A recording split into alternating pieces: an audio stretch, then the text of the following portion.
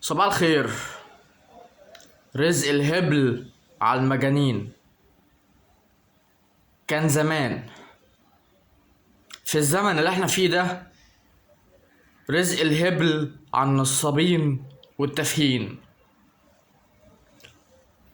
البعض من الأغنياء المصريين هبل ومختلين عقليا، ولكن لديهم الكثير من المال، الكثير جدا من المال. بتوع التيك توك يسحبوا منهم.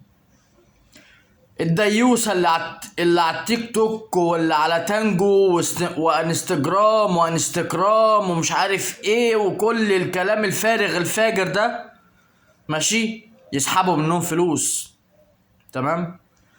اغاني الشعبية والمسلسلات والافلام التفاهة دي كلها يسحبوا فلوس. الواد اللي كانوا بيقولوا عليه عامل نظافة وطلع اصلا سواق وكذاب، واخته اللي كانت بتقول ممرضة وطلعت كذابة هي كمان ومفصولة مطرودة. وكل دول نصابين وكذابين، ماشي، وكل دول تافهين. والناس الهبلة اللي معاها فلوس، اللي هي رزقها الفلوس، رزق الهبل على النصابين التافهين الكذابين الفاجرين. اتمنى تكون الرسالة وصلت.